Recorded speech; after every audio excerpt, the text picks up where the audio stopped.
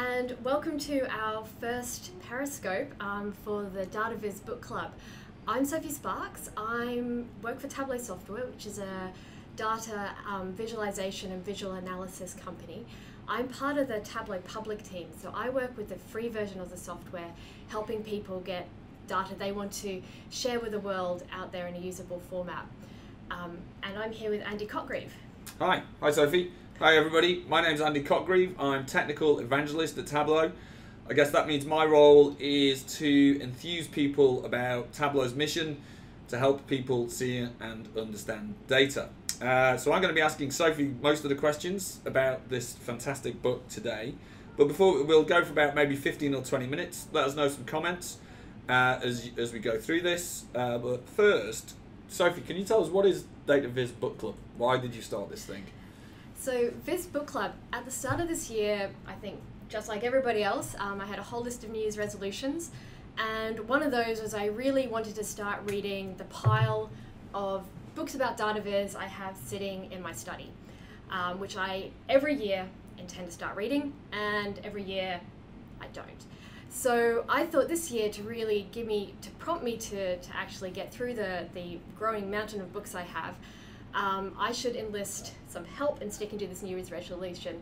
And to do that, I thought the best thing to do would be to launch a Data Viz Book Club. So that's what Viz Book Club is. Every 2 months, where I am reading one of the books I have in my study. The first book we've gone through is the Truthful Art by Alberto Cairo. I chose this book as the first book to read for the Data Viz Book Club because Alberto is a real thought leader in the world of data visualization and communicating with data. He has over 20 years experience as a journalist and information communicator, and is just a really approachable guy on Twitter as well. So I thought if I had any questions, I felt confident I could reach out to him and ask. So that was great. Why I chose this book. Yeah, Alberto's certainly one of the most prolific tweeters and readers as well. If you follow his Twitter stream, how does he read so many books? The other thing to say is it's been great as Sophie and I have read the book. It's been really good following everybody's engagement on Twitter. Yeah. We've been really bowled over by how many people have been tweeting about reading their experiences reading the books as well. So excellent job, Sophie, getting people reading the books. And not just reading the books like so I read this version of the book on my Kindle, but people have actually bought hard copies of the book. So it's fantastic to get people to do something tangible over Twitter as well. Yeah, real old books, pages and everything. So brilliant. What's your biggest takeaway from this book? If there was one thing you took away, what is it?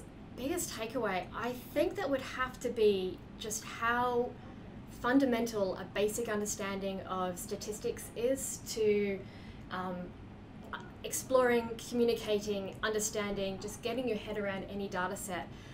But more than that, just how you shouldn't fear stats. I'm pretty sure I'm with most of the world who don't think themselves as a particularly maths-friendly person. I've got a fair working knowledge of basic statistics, but I wouldn't say maths was my favourite subject at school. Actually, I think I did incredibly badly at it.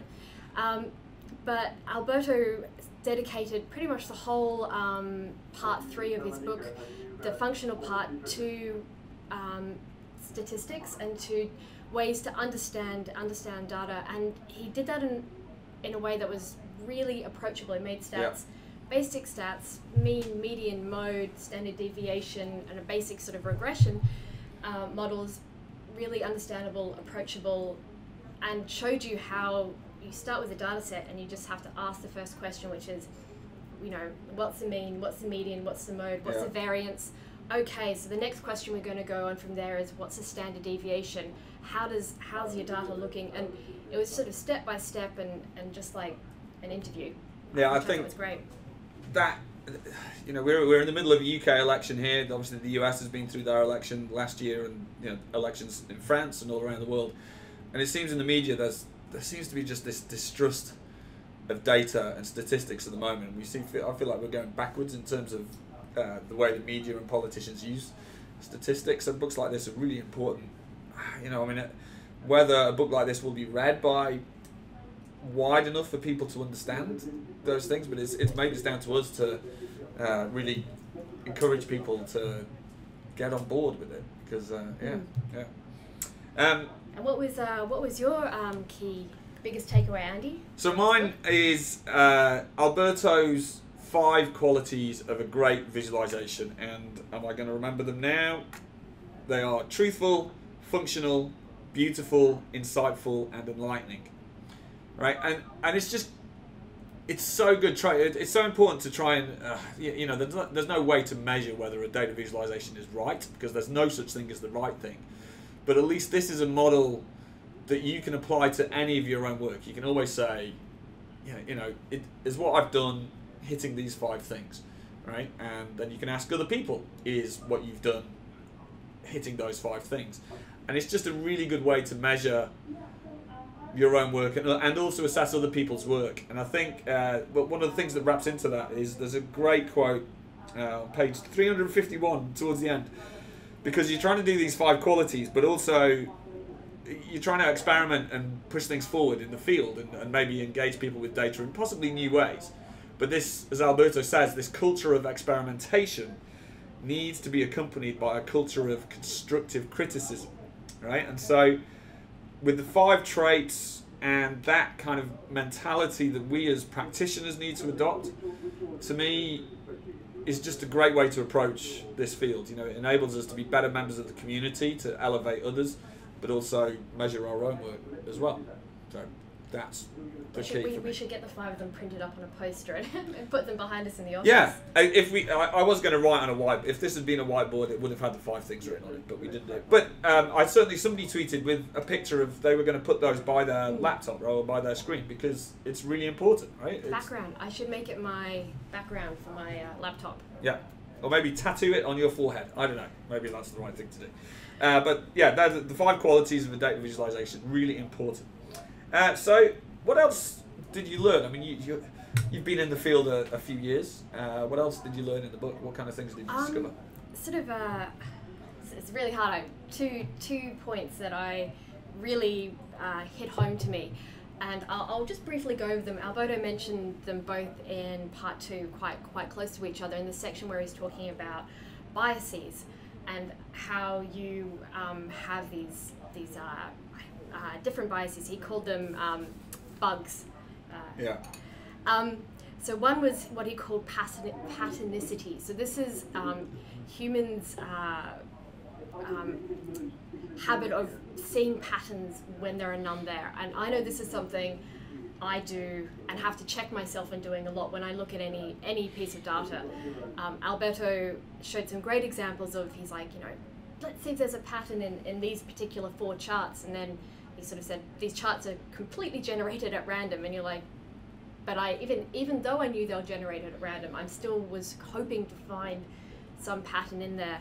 So I found very surprising how ingrained that is within me, and how I'm now having to do a lot to really sit down and go, is there a pattern there, or is it just me imagining it?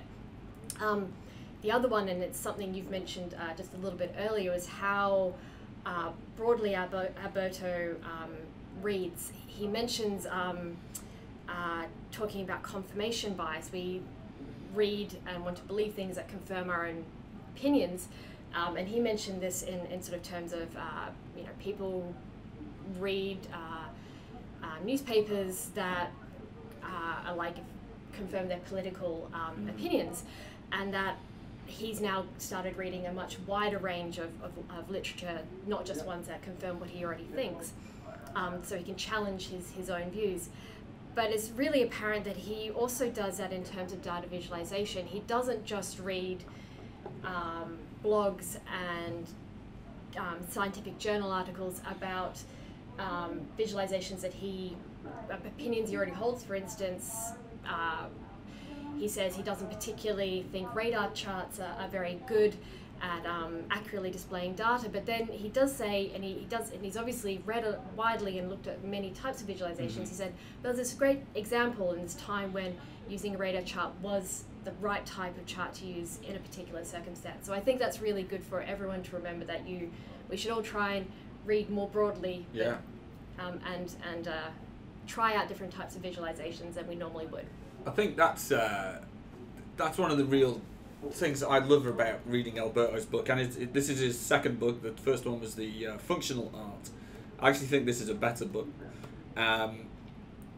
Alberto's style is just so easy to read. You just feel like you're sitting there reading a person, or having a conversation with a person, and you've bought a book, apparently Data, Charts and Maps for Communication, right? Okay, well that's the book, but in any chapter you end up reading about quotes from philosophy and science and astronomy and music and all these incredible sources that Alberto just somehow sucks into his brain, and then he brings his political opinions and his attitudes to life and his beliefs to the fore as well. So you're actually reading something much more about just a book about data visualization. You're taking on board Alberto's sort of manifesto, really, a man of life, and I think that's really good. He elevates this field to something which is way more than just drawing charts. It's incumbent on us as communicators with data to try and make change in the world.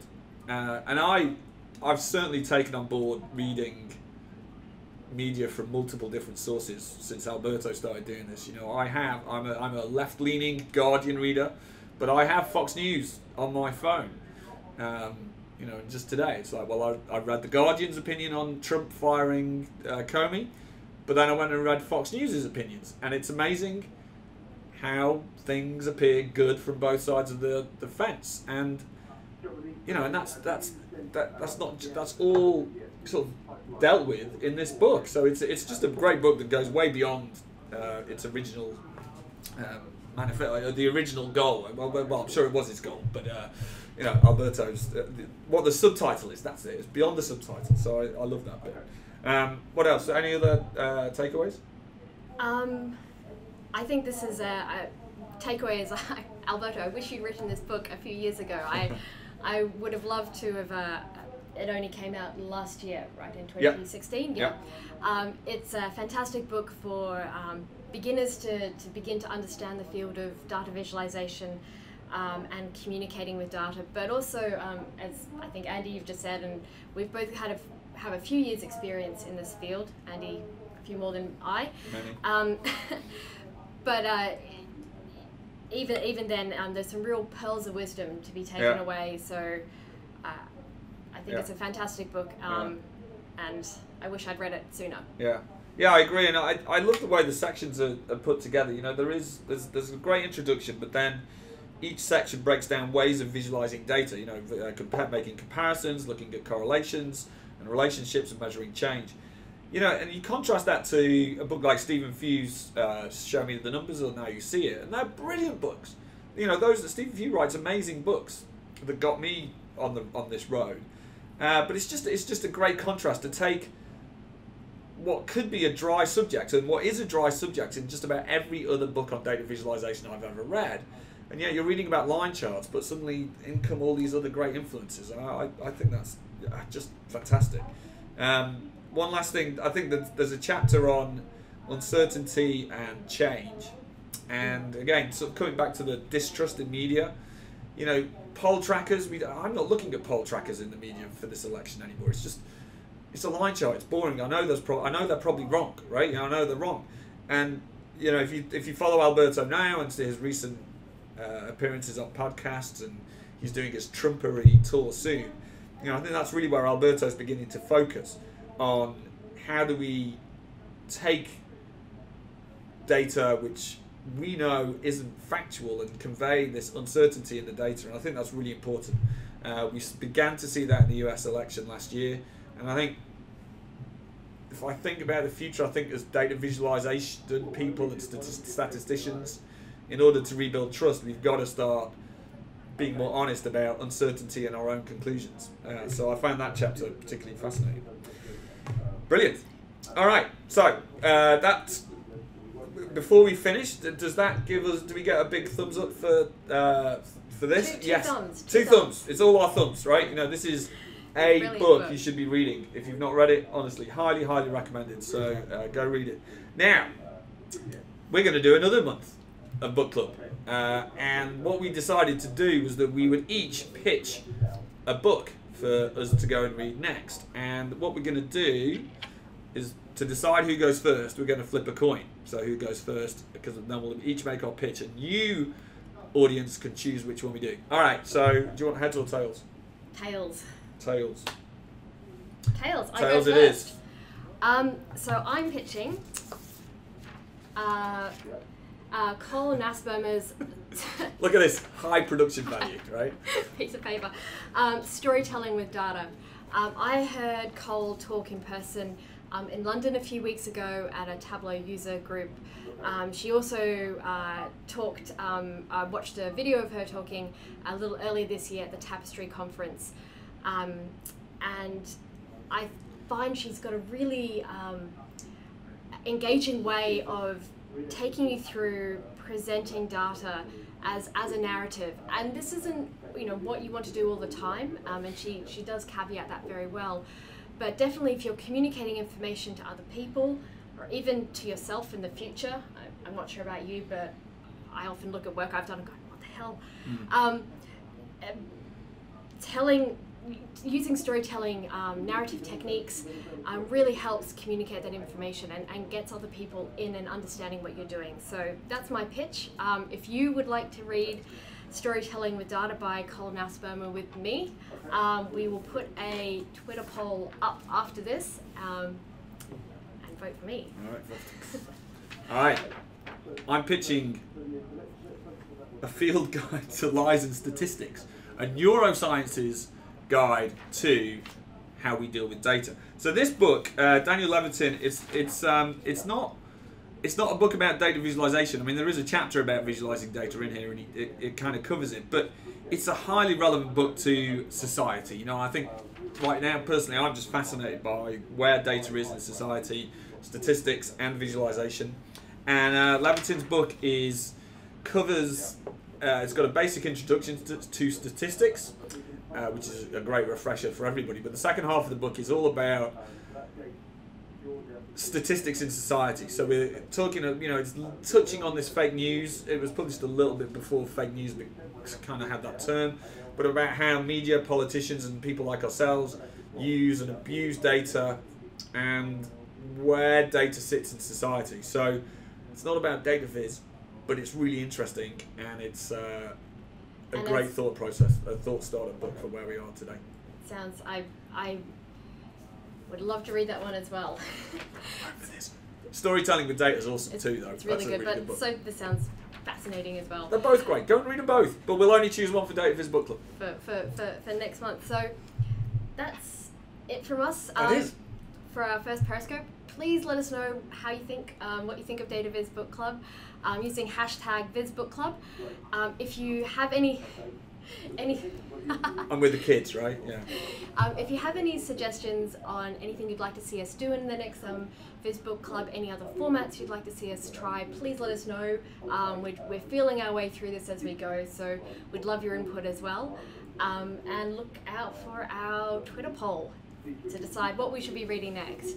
So from me here in London and Andy, I hope you have a lovely afternoon, and depending where in the world you are, a good morning or a good evening to you as well. Thanks. Thanks everybody. Bye. Bye. And I now have to lose dignity and turn us off. Bye bye.